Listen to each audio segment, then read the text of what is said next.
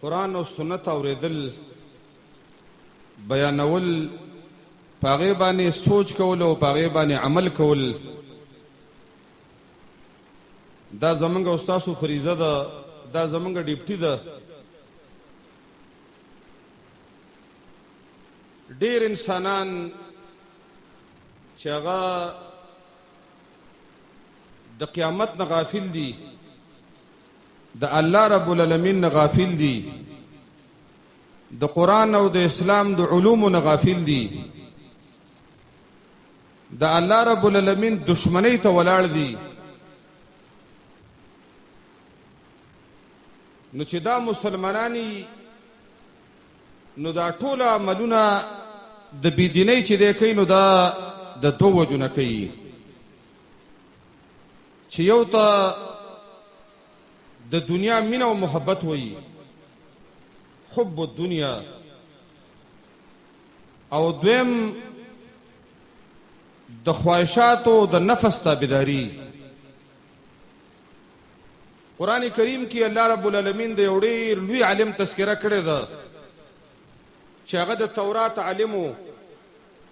د موسی علیه السلام په ملګرو کې وو په زرونو شاګردان الله ورکړي وو ولكنه اخلد الى الارض واتبع هواه فمثله كمثل الكلب الله فرمایي داغه دو بیماری هغه ته ولګي دي چې یو هغه دنیا ته مایل شو د دنیا دا ګاډي او پیسې او زینت او ډول دویم د خپل خواهشاتو تابعداري شروع کړه نو فمثله كمثل الكلب الله رب العالمین فرمایي د دغه علمنا د دغه مولانا دا الله د څه وګرځاو لکه څنګه چې سپي کلبي دا وجه د علماء په فرمایل ولزان د دنیا د سحارت نو ساتي زکه دا کله کله په مولیانو باندې سحر او جادو کوي لوی لوی علما چې هغه د دین او د اسلام ترجمانی کوي د دنیا د محبت د وجنه د دنیا د مینې د وجنه داغه نه علم پاتې شي داغه نه درس پاتې شي داغه نه توحید پاتې شي داغه نه د قران او د سنت د دعوت او د جهاد لارې پاتې شي دا وجه د رسول الله صلی الله علیه وسلم صحابه کرامو ته فرمایلی وو چې فتقوا الدنيا واتقوا النساء ځان د دنیا نه وساتئ او ځان د ښځو نه وساتئ نو دا نن د خطبه کې به یو څو خبرې د قرآن او د سنت په رڼا کې د دنیا د حقیقت چې موږ ته الله څنګه بیان کړی دی ځکه که د پلار او د زوی ورانې منځ کې حایل سي دنیايي که د الله رب العالمین نه سړی باغی کېږي د هغې سبب سي د دنیا مینه که د قرآن او د سنت او د حفظ او د علم نه سړی غالب معرض کېږي او لرې کېږي نو هغه وجه سي د دنیا مینه او محبت دا وجه ده په دې خطبه کې یو څو مثالونه نبی صلی الله علیه وسلم او الله بیان کړی دي الله رب العالمین دې په موږ او تاسو پوهه کړي چې یو دا غینا الله دسه فرمایي دي مسلمانانو ته وی اعلموا انما الحیات الدنیا لعب ولهو اے مسلمانانو په دې خبره باندې پوه شئ چې د دنیا دا ژوند ګوره لوب او مشغله ده کېل او تماشه ده کېل او تماشه وزینة وتفاخر بینکم وتکاثر فی الاموال والاولاد ستاسو منځ کې څه د زینت سبب دی او څه د تفاخر دی یو بل باندې د تکاثر دی خود دې دنیا مثال د څه دی کمثل غیث اعجب الكفار نباته چې تاسو خو اولاد تکاثر کوي په اموال او په اولادونو کې خود دې د څه مثال لکه باران وشي او پاغي باندې او فصل را زرغون شي زمیدار پاغي باندې انتهایی خوشالي خو ثم يهيج فتراه مصفرا بیا دا فصل وچی ته به زیړ ویني ثم یکون حطاما بیا ریزه و ریزه و زره زره شي د دنیا کې چې الله رب العالمین وی ما څنګه دا فصل لکه دې زمانہ کې یو زمونږ استادو په دې موسم کې غنمو دا غنم زمیدارانو وکړل او دا زمیدار غنم په بارانو باندې شنه شو راو ختل خود دې غنم ټول پیریډ په دې دنیا کې او زمونږ استادو په پټو کې شپږ میاشتې وو 300 شپېته یا 15 شپېته کاله ورځې شکال دی نو د دې یو نیم سل ورځې په دې دنیا کې ردی موږ سره ټیمو هغه غنم زیړ شو هغه تریشل شو هغه ختم شو 15 ورځې پاتې تاسو ګورئ په دې ټولو پټو کې به تاسو ته غنم ښکار نشي چا به جوار کړلی چا به بل څه کړلی چا به بل څه کړلی دغه رنګي الله رب العالمین فرمایي انسان ته څنګه چې دا فصل ریزه ریزه شي او زره زره شي او د سیره کدا چاړو سره په دنیا کې چا کړل نه وو د سبره دنیا نستانمو نشان ختم شي خو بیا تاکیدن فرمایي چې وفي الاخره عذاب شدید ومغفرة من الله ورضوان په آخرت کې ګوره بیا سخت عذاب دی که چا د الله نافرمانی کړې وه شرک او بدعات او د الله دشمنۍ کې ولاړو او د الله له طرفه مغفرت او رضامندي هم دغه چا لره چا چې د الله او د الله د رسول تابعداري کړې وه آخر کې فرمایي چې ومل حیات دنیا الا متاع الغرور د دنیا دا ټوله زندگی الله فرمایي دا د دوکې سامان دی د دوکې رسول الله صلی الله علیه وسلم با د دنیا ته دار الغرور وایو د پراډ کور دی آیت دا سورته حدید شلم نمبر آیت دی چې الله فرمایي کېل او تماشه ده او سړی په تکاثر کې زما مال ډیر دی او زما جیداد ډیر دی او زما بچی سیوا دي خو څنګه چې دا غنم د دنیا د نقشې نه ختمیږي او تیینې د جوارو فصل وکړلی شي او څلور میاشتې پس ختم شي دقه رنګې الله رب العالمین فرمایي انسان ته سورت یونس کې هم دې طریقې سره الله فرمایي وانما مثل الحیات الدنیا کماء انزلناه من السماء د دې دنیا مثال و دسې دی لکه چې موږ د اسمان نه باران راوورو فاختلط به نبات الارض پاغه باندې مختلف بوټي راوخیږي پرې پسونو کې زمیدارم په دې خوشاله چې لکه زما غنی دی او زما خټکی دی او زما غنم دی زما دادی خو الله فرمایي دې په دې سوچ کې می چې یاره زما فصل تیار شو اتاه امرنا ليلا او نهارا د شپې یا د ورځې په زما عذاب راشي فجعلناها حصيدا هغه د دل دل شیرت جوړ شي کلم تغنی بالامس ته بنوي چې کړي پرون دلته فصلو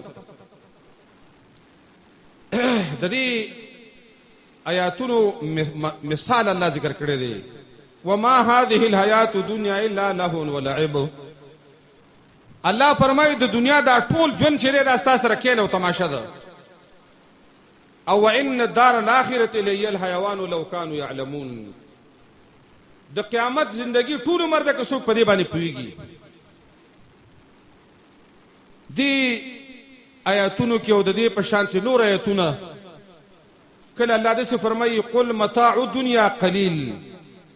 د دنیا دا ټول مزه ګورډي لګي دي ځکه د آخرت زندگی ټول عمر ده 50 کاله دغه یو ورځ ده 1500 کاله 15000 کاله په قبر کې پروتي نو داغه په مقابله کې ستاده 50 کاله شپېته کاله ډیر لږه زندگی ده حسن بصری رحم الله یو ځل دنیا مثال ذکر کاو و د دنیا د څه مثال دی لکه سړی چې په خوب کې ودلې او په دې خوب کې د سترو زرو او د سپینو زرو واسونه دي او نوکران دي او بچی دي او ملنګي دي او خوراکونه دي ټول شپه د جمی د شپه تیر کړ په خوب کې چې په خوب کې د باچام دی د ملکم دی د افسرم دی د خانم دی خو چې څنګه رايخ شو سم نو نستر زرو نه سپین زرو نه بچی و نه سونه و نه گاډیو حسن بصری رحم الله فرمایي دغه دنیا ده خوب کې رواني چیرې اشنغر زما ده 400 زما ده دا ثوابي زما ده خو حقیقت دا دی چې دا سو ګورم دا ټول د الله دی نبی صلی الله علیه وسلم یو څو مثالونه بیان کړی دي یو مثال دا بیان کړی دی وی د ابن آدم او داغه د مال او داغه د اهل او داغه د عمل مثال دسه دی انسان دې داغه سره مال هم شته اولاد هم شته او عمل صالح هم وشته وی د دې مثال داغه سړی دی چې داغه درې ملګری دي یا درې رونه دي دا یو ورو ته وی چې زه ګوره ستاسو سره د ساختو پورې ملګریم چې ساده نو ختله ته زمان اخلاص او دستان اخلاص او دا دویم مرور او دا دویم ملګری او ته وی چې زه ګوره ستاسو سره ملګری ما کله چې ته دغه ونی سره وخیږي یعنی دا غي تعبیر د قبر پورې شوی دی قبر پورې او دا دریم او ته وی چې انا معك حيا وميتا زه ګوره ستا هغه دوست او هغه ملګری ما کته مړی کته ژوندې چې تاسو پوری زوم د سره ما نو دا الله نبی فرمایي وای چې د ساختو پر اوسه ملګری دی د مال دی د زمکه مشته د جامع مشته د بټوا د غړې دی موبایل دی گاډي دی موټر سایکل دی دا ارسه د سره ملګری دی چې سو پورې پته کې صحیح چې ساته وخیږي زر زر د خلک د جامع لري کی غړې ته وباسي بټوا ته لري کی پیسې ته لري کی دا ارس پردیشي الله به تقسیم کړي چې مور له دومره ورکا خزل له دومره ورکا زوی له دومره ورکا دته پکې سنې بیا نو دا د مرګ پورې مثال د مال دی د سره د ساختو پر دوستانه دا سره رور ولید دا دویم چې د کم د اهل دی دا د 200 ملګری دی د قبر پورې چې کله ته ساوخیږي نو دا خپل خپلوان بوله دفن او قبر تیار کی کفن بوله والی جنازه بوله او کی قبر ته ورکوس کی او قبر کې به اوس پاري نو د خزو د بچو لنټ ختم شو او دا دریم 200 دریم ملګری چې د سره په مرګ او جون کې ملګری دی د الله نبی فرمایي دا د عمل صالح دی دا د عمل دی چې سو پر دې قبر کې قیامت کې را پاسي ک الله ته مخ ته ودرېږي چې کم حالاتو کې ځکه عمل خو عمل به سملګری کیږي او که عمل بد دا بد به سره خود دا دغه جدای نشته نو دې حدیث کې دې طرف ته اشاره ده چې ستاده پیسې بانک لاوس او دا گاډي او دا جیدادونه او دا بنگلي دا ستاسو تر هغه پوری دي چې سو پورې پتا کې ساده چې ساده نه وخته ارسو پر دي شو دویم مثال دام صحیح حدیث دی او د مسلم شریف هم راوړی مشکات کې هم دی رسول الله صلی الله علیه وسلم د ملګرو سره بازار کې روان دی مدینه منوره کې مردار چيله دی او غوګونه نشتا مردار هم دی او غوګونه پس نشتا نو نبی صلی الله علیه وسلم د ملګرو ته وی ايكم يحب ان يكون له هذا بدرهم اے ملګرو ول دا مردار چيله دا به غوګونو چيله په زمانه سوق په درهم باندې والی نو صحابه کرامو ته فرمایل ما نحب انه لنا بشيء وما نصنع به هدا الله پیغمبر دا سوق په درهم باندې چې چيله ګډ دی بیا مردار شوه دی مردار چيله خو خلک چرته جوړه کنده ګوره غي ته گزاري او بیا صحابه کرامو ته وی لو کان حیا کان عیبا کدا ژوندیم به دا ګډ چيله نو بیا هم دا عیب جن دی دغه ګونه نشتا چا د نغستنه اوس خو دا مردار شوه دی اسخا شوه دی نو رسول الله صلی الله علیه وسلم د ملګرو ته وی فوالله للدنيا اهون على الله تعالى من هذا عليكم زما دی ول پرب قسمی اے ملګرو چې تاسو ته دا مردار چيله سمره سپخ کاری سپک د دین ډیره زیاته الله رب العالمین تر دنیا سپک ده دا ذلیل ده بیا رسول الله صلی الله علیه وسلم په دویم حدیث کې دغه فرمایي دام سی حدیث ته او د مسلم شریف او د عامو کتابونو را نقل کړی دی ترمذی او ابن ماجه صحیح الجامع دا الله نبی فرمایي ویلو كانت الدنيا عند الله جناح بعوضه کدا ټوله دنیا را سلور کنجه دنیا چې پدې کې څومره ډالر دي څومره پیسې دي څومره ستر دي څومره سپینه او څومره گاډي دي کدا ټوله دنیا د الله په نسبانه د ماشي د وزر عمر برابر وي چې د ماشي د وزر څومره قیمت الله ته دی کدا سلور کنجه دنیا کې چې را څومره ستر او سپینه ونی بوټي او ډالر او معدنیات دي کدا سلور کنجه دنیا د الله په نسبانه د یو ماشي د وزر عمر برابر وي نو د الله نبی او فرمایل ما سقا کافرا منها شربة ماء الله رب العالمین به تیرې کافرانو لا یو ګټو بنه ورکړي کدا ټوله دنیا الله ته ماشي د وزر عمر وي نو چې راکم کافرانو او ظالمان دي دیله به الله رب العالمین یو ګټو بنه ورکړي خدا دومره الله ته سپکه ده چې دا ټوله دنیا الله ته ماشي د وزر عمر قیمت نه لري دیو جن یو شاعر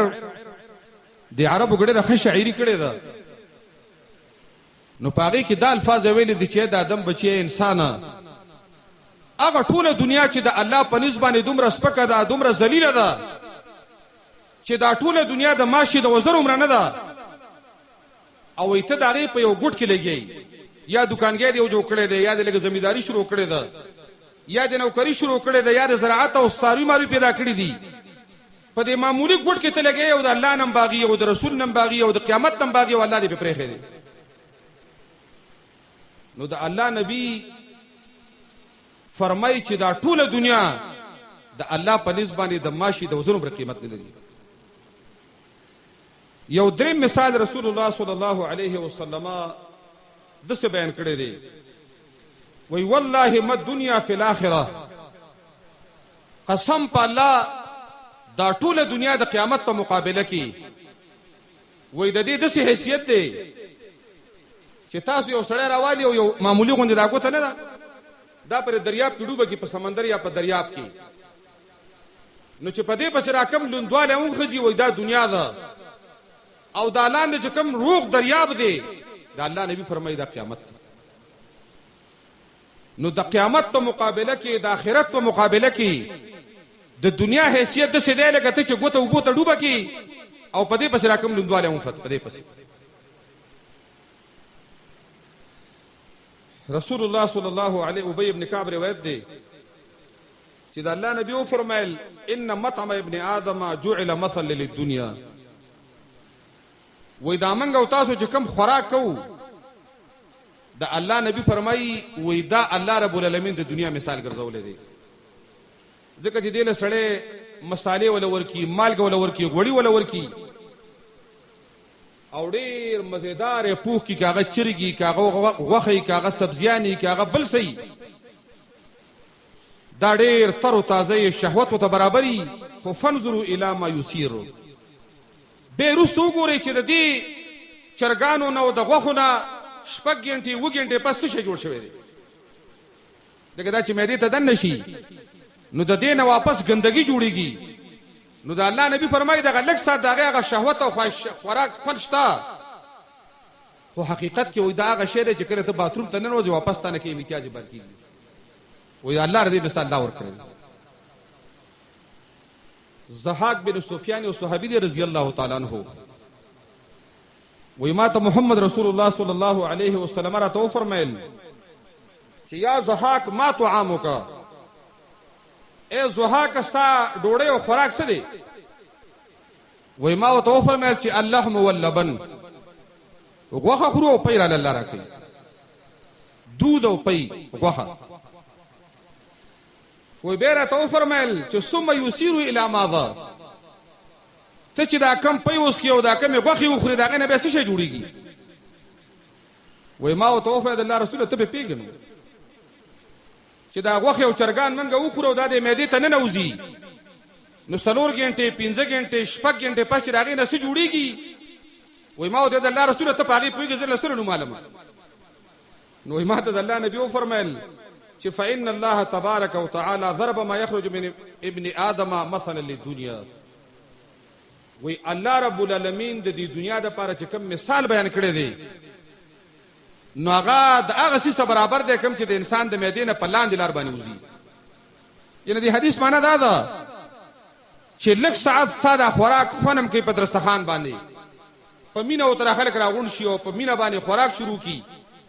15 غنټه شپږ غنټه پس دغه نه ګندګي جوړ شي. نو دا الله رسول فرمایي وې د دنیا مثال الله رب العالمین درې ګندګي سور کړی درې ګندګي دا وجه رسول الله صلی الله علیه وسلم هغه ابا عبیده بن جراح لګله اوس جزیه راوړله د بارنه سار مانځ کې رسول کرام رحمت کی شو. نو نبی علیہ الصلوۃ والسلام تو فرمایل چې تاسو په دې خوشاله چې د ملګری بس جزیه راوړي موږ له بد الله نبی را کې غویل او په دې خوشاله دا الله نبی او ته په مل امید ساتي تمام ساتي دا څه چې دي دا به تاسو ته ملاويږي. خو به دې مصابو ته فرمایل فوالله ما الفقر اخشى عليكم قسم په الله که زه په دې باندې یریږم چې تاسو به د غریبۍ د لاسه هلاک شئ د لوګې نه نمرئ د لوګې نه هلاکیږي. زه په دې باندې یریږم چې په تاسو باندې په دنیا پراخه شي څنګه چې پرې مخکرو باندې پراخه شي و تاسو به سره مینه شروع کې څنګه سره مخکنو خلکو شروع کړي و نو فتهلككم كما اهلكتهم تاسو هم تباکی لکه څنګه چې مخکینی خلک تبا کړي. رسول الله صلی الله علیه وسلم په یو درو حدیثو کې عجیب مثال بیان کړی دی او دام سی حدیث ترمذی او مشکات ټولو کې صحیح سند نقل دی. نبی صلی الله علیه وسلم فرمایي وی چې دو وږي شرمخان وږي او د بيزو او د ګډانو پاغه کنډک او رمه باندې را پرې دي چې داغه ساتون کې نه نو دومره نقصان دی ګډو بيزو لنی شي ورکولې دا وږي شرمخان څومره نقصان چې د سړی ایمان او د سړی دین له دوه سوزونه ور کوي چې یو د مال محبت دی یو د مشرع محبت دی یو د مال محبت یو د مشرع محبت. او رسول الله صلی الله علیه وسلم بویل ویل الا ان الدنيا ملعونه وملعون ما فيها دا ټول دنیا ملعونه ده او څوک چې پکې دي دا ټول لعنتيان دي سوا د الله د ذکر نه او دا غستنه چې د الله سره محبت دي دینی امور او دعوت او جهاد او علم او عمل عالم او متعلم د دین علاوه فرمایل چې الا ان الدنيا ملعونه دا الله لعنتی ګرځولې ده. نبی صلی الله علیه وسلم فرمایي وان لكل امه فتنه د ار امت د فار یو فتنه چې هغه په ورته ورځيږي تباکیږي په هلاکیږي په سپکیږي په او فتنه امتي المال زما د امت د پاره چې کومه بدترینه فتنه ده نو دا ډالر او دینار او پیسې او روپۍ او اشرفۍ دي. او دا به فرمایل چې اول الله رب العالمین د دې امت اصلاح کړي ده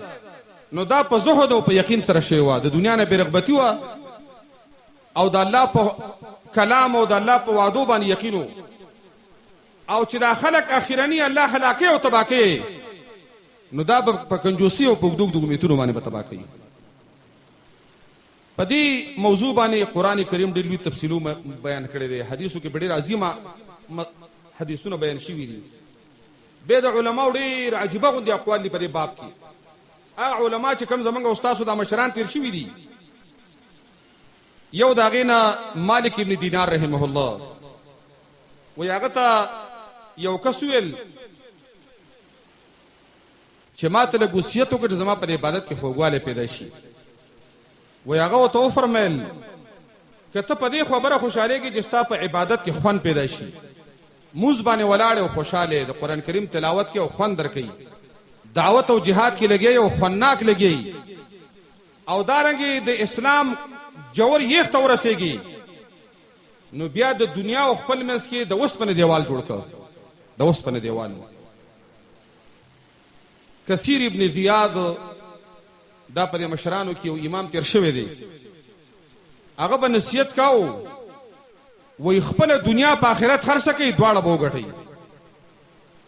دنیا په آخرت خرڅ کړئ نو دنیا او آخرت به دواړه وګټئ والقسم په الله چې دنیا او آخرت به دواړه الله درکړي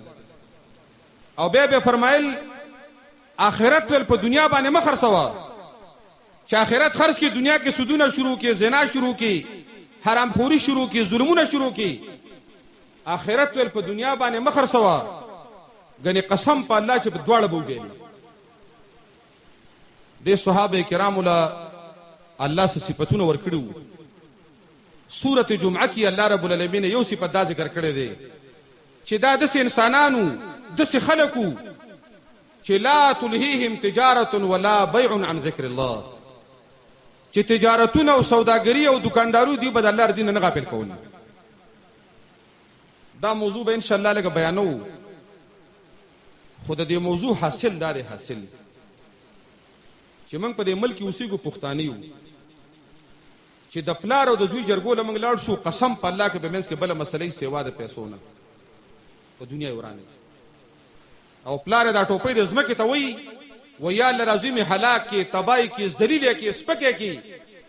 هغه دعا نه کې خیرات کار ویلې دي ځکه د خپل پلار سره په چن پیسو باندې مقدمه شته درونو د خويندو کو لانجاو کیسونه سٹارټ دي په دې معاشره کې نو دا د پیسو د دنیا او د جیدادونو د زمکو د لاسه نن چې موږ د الله رب العالمین دین نه زده کوو خپل بچو باندې علم نه کوو قران په نه وایو حدیث په نه وایو اسلام په نه زده کوو زما د پرب قصبی کې بل سی سیوار دنیا د محبت نه چې دار پلار سوچ دا دی چې رزه په زوی باندې هغه تعلیم وکما چې سبال انجینیر شي سبال ډاکټر شي سبال پایلټ شي اگر کدا سودخور او زناکار او بدکار ولې نه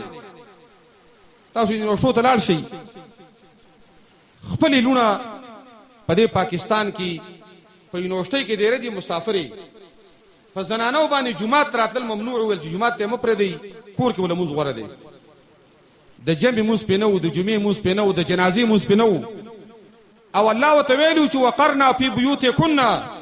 په دې خپل کورونو کې ټینګ شي خود دغه یو سرټیفیکیټ د لالچ لاسه چې زما د لور با افسر شي او مال او به پیسې ګټي هغه خپل حیا په دې باندې بیل عزت او بیل دین او قران او سنت پرې خو نن چې زمنګ الله او رسول او قبر او جهنم او جنت پاتې شوی دی والله بالله ثم تالله چې د دې مخې ته د دنیا د امین او محبت ګرځیدلې زمنګ ټول مقابله بل سره په دنیا په لړ کې ده صحابه او تعالی رب العالمین فاستبقوا الى الخيرات د یو بل نه په دینه کو کې مخکې شي نو دو صحابه روان دي پلار اوزي او زما جهاد لازم ابل زما زما پلار اوزوي دي رسول الله صلی الله علیه وسلم به خسنه واچو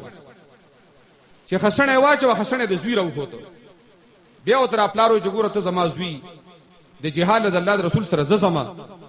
دا زوی او ته وي قسم په الله کې د جنت نه علاوه بل سودا وینو ما تعالی مقدر کوله ابو بکر او عمر چاندر اوړي دی یو بل سره سوچ داده چې کم یو بزیات اجر ګټي په علم کې تلاوت کې دین کې جهاد کې دعوت کې دا استباق شروع نن زمونږ استادو د ټوله مقابله معیار دا پیسې ګرځېدلې چیرې زمار دي گاونډي نه گاډه خي زما دي گاونډي نه بنگله خي زمار دي خپل گاونډي نه زما بچي مالداري زما مالدار ما د دنیا د محبت د لاسه د کور مخه ته به مدرسې دی نه شیتلې او ای بټ آباد کې به انګلیش او ساينس وي هغه ته دی شي دا په معاشره کې مونږ ګرځو د کور مخه ته به مدرسې بخاری به لیکيږي قران به لیکيږي حفظ بکیږي خیراتی به او توي بجلی به ترګیدري کارپټ او قالین وي خو د کور مخه ته نیمه غنټه دی نه ور کوي او پېښور ته بټ آباد ته لاور ته هغه ته تیاری اگر کړ دې په ایمان او اخلاق او دین لري لکه نن سبا په دین وشتو کې تربیت نشته دا خبرې موږ ځکه کوو چې دی آن کو دې کا حالات دي زمونږ التر تربیت معیار نشته التر موږ سوچ نشته التر قیامت سبق نشته التر دنیا او د آخرت باس نشته ستا لور به ویل کما سره طالب علم دا بځای بټاباد روز دوه مې سره بوزم کته او دوه ځکه دا غیر شریک کار دی تا 15 سلکان او شل جنې کې روانې کړې دي او دې له ټور ورکه دا کم دین اسلام او کوم پښتو ده خو د یو سرټیفیکټ په لالچ باندې چې هغه سرټیفیکټ کې پیسې خلکو تخکاری ایمان بیلل حیا بیلل غیرت بیلل دا او تسکار نه کوي نو د دنیا محبت نن سبا بوت ګرځیدلې بوت الله ته موږ تاسو وساتي دیو جن رسول الله صلی الله علیه وسلم په دعاګانې کولی هغه دعاګانو کې یو دعا دا و چې اللهم لا تجعل الدنيا اكبر همنا ولا مبلغ علمنا یا الله دا دنیا ګور زما د هم او د سوچ ولا ون ګرځي ځکه چې دنیا کې زموږ استادو ژوندۍ ډېره عارضی ده ډېره وختي ده ما ورته وختي ویل چې حسن بصری رحم الله فرمایي وې د دې دنیا د څه مثال لکه چې خوب ویني یولس بجو د شوي او د درو بجو پورې په خوب کې ډېر نعمتونه ولیدل خو چې را پاسې دې سم نو د قرنګي الله او رسول وې دا دنیا ده دلته موږ ګرځو د ازمکه په 1980 کې د عبدالحی خان و بیا هغه شرن ټکو دغه اوزیو رشید خان حواله شول بیا زموږ والد ته په انتقال واغست هغه ته حواله شو بیا زموږ مشر ورته حواله شو خو په دې 10 کال کې واته نوکران او مشران په دې زموږ باندې بدل شو او دې علاقو کې ګرځېدلې ار کلی یو نوم دی دا د پلان کې خان کلی دی دا د بل خان کلی دی نه خان شته نه د خان زوی شته نه د خان نوم شته دا موت ته خېچ ګوردار سره الله دی دا زموږ ستاني دي نو دنیا بقدر ضرورت به موږ طلب کوو چې موږ پکې حلال روزي پیدا کړو داګه د پر خپل لارې دي خود دنیا د محبت د لاسه اسلام پر خودل دین پر خودل رشتہ پر خودل خاندان پر خودل د دین دی الله رب العالمین زموږ استاد حفاظت وکي او دا د علماء لیکلي دي چې څومره لوی عالمي دا چې گمراه کیږي هلاکیږي تباکیږي په درو خبرو یو چې دنیا سره محبت شروع کی دویم چې د خواهشاتو تابعداري شروع کی او دریم التشبه بالفساق د دې فساق او پجارو سره مشابهت شروع کی د ګنا نه ځان نه ساتي نه کوي شوق نه ساتي نو دا ډیره خطرناکه فتنه ده او رسول الله صلی الله علیه وسلم او د صحابه کرامو ته منګي رولي او دی وجنه په د اسلام کې دا هجرت فرض دی او دعوت فرض دی او jihad فرض دی دا سچ الله پرس کړی دی د پاره چې زمونږ ټوله مين الله طرف ته شي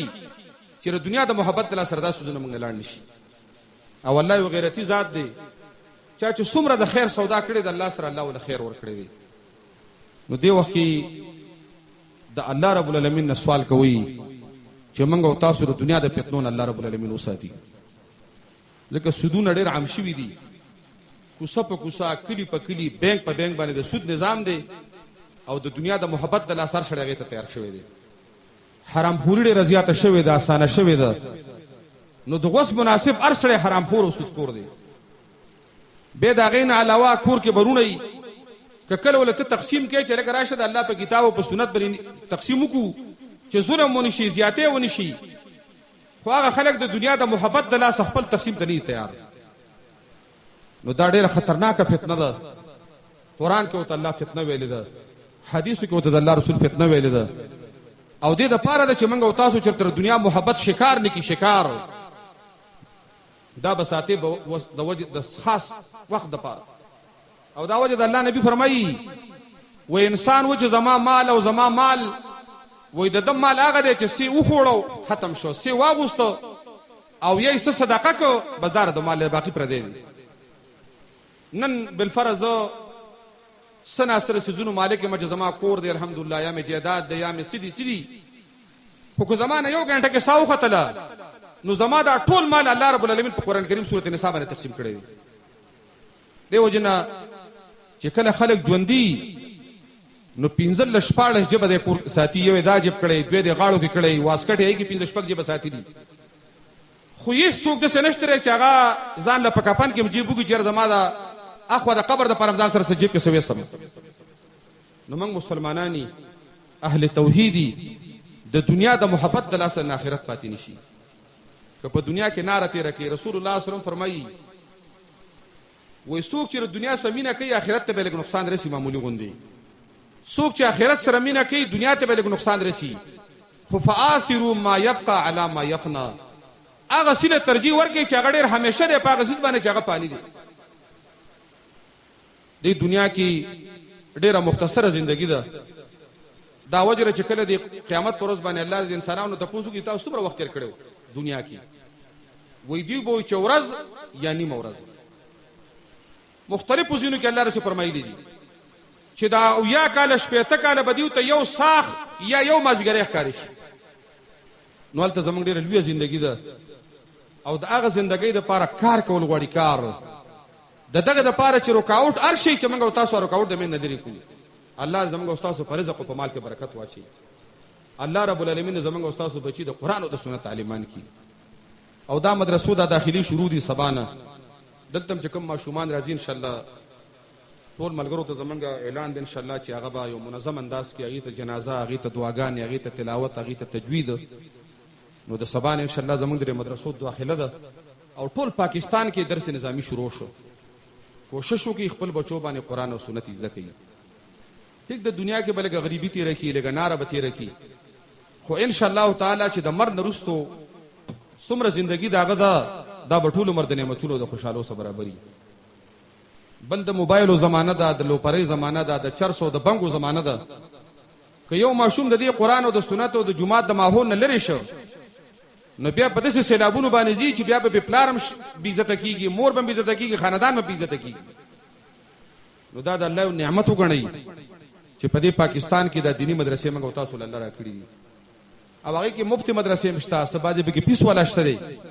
خو زمونږ او ستاسو ذمواري دا ده چې په دې بچو باندې د الله او د الله دین یاد کړو ځکه دا زمونږ مسؤلیت دی قرآن کې الله فرمایي چې ای مؤمنانو قو انفسکم واهلیکم نارا خپل ځان او خپل بچي د اور نه آزاد کړي نو دا د دنیا د محبت د وجې نه دین مه پرېږدئ علم مه پرېږدئ عمل مه پرېږدئ دویم موږ ته څه ملګرو پر یو ټلیفونو باندې بعضې دعاګانو اپیل کړی دی موږ په خپل هم ډېر ګناهګار انتهایي ګناهګاري خو الله زموږ او رحیم او کریم او تواب ذات دی دعاګانو قبلولو والا دی نو زمونږ الله ته سوال دا دی که زمونږ په دې حاضرینو کې او په غایبینو کې د چا څه حاجت یې الله یې د خپلو خزانو نه پوره کړي که د چا قرضونه یې الله یې د قرضونو نه خلاص کړي که د چا دشمني یې الله یې د دشمنو نه خلاص کړي که د چا فقر او غربت یې الله یې د فقر او د غربت نه خلاص کړي که د چا بچي بد عمل او بېدینه یې الله یې ورته بچي تابعدار او دیندار او باعمله وګرځوي او بعضې آخره زمانه ده د زنانو باندې چې ظلم او بربریت کېږي نو کمې زنانو باندې چې ظلم کېږي زیاتې پې کېږي الله یې د هغوی حیا او پرده نصیب کړي الله رب العالمین د هغوی د بدکارو نه د فتنو نه وساتي الله د ټولو مسلمانانو چې څومره زنانه دي که هغه په هر ملک او په هر علاقه کې دي رب العالمین د هغوی حیا او پرده وساتي او موږ نه هم که چاره دعا اپیل کړی دی موږ هغه لوی الله ته سوال کوو چې الله یې د دغه زنانه حیا او پرده وساتي الله دې حفاظت وکړي الله دې عمر او عمل کې برکت واچوي الله دې د هغې توبه قبوله کړي د دشمنو افتونو دې الله وساتي او الله رب العالمین دې زموږ دا ټوله مجمع چې دا څومره ملګري دلته راغلي دي الله دې زموږ او ستاسو ټول ګناهونه معاف کړي الله رب العالمین دې موږ او تاسو جنتیان وګرځوي د جهنم د عذاب او د قبر د عذاب نه دې الله موږ او تاسو وساتي د دشمنو نه د ظالمتوب او مظلومتوب نه دې الله موږ او تاسو بچ کړي د دې خپل حق دین دپاره دې الله موږ او تاسو استعمال کړي زموږ او ستاسو لوڼه او زامن الله راکړي دي الله رب العالمین دې عالمان تقوادار پرهیزګار حافظان وګرځوي الله دې د مور او پلار پیروکار او تابعدار وګرځوي د هر قسم فتنو دې الله موږ او زموږ مسلمانان وساتي په دې ملک دې الله امن او اسلام راولي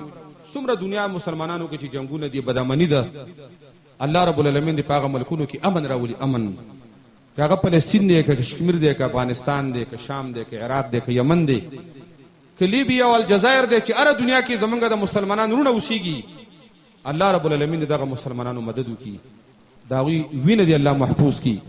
او دا یهود او نصوارا هندوان او سیکان او دهریان څومره دا سره کافر چې دي الله رب العالمین دې هلاک او تباه کړي الله دې ټول مسلمانان د هغوی د شر نه وساتي زمونږ دا ملکونه قرضدارې دي غریبي ده پکې الله دې زمونږ او ستاسو په دې ملکونو کې اعلیترین معدنیات پیدا کړي ایمان او تقوا او توحید دې پکې الله راولي آسماني او زمینی برکات دې پکې الله رب العالمین راولي څومره چې دا مدرسې دي د ډېر ضرورتونه دي هوایجې دي الله رب العالمین د دې دیني مدارسو دا ټول هوایج د خپلو خزانو نه پوره کړي که د دې تنخواګانې دي او که ننګر دی او که بیلونه دي هغه لوی الله یې د خپلو خزانو نه پوره وګرځوي دې کې د څومره خدمت څوک کوي که هغه علما دي خادمین دي معاونت او تعاون والا دي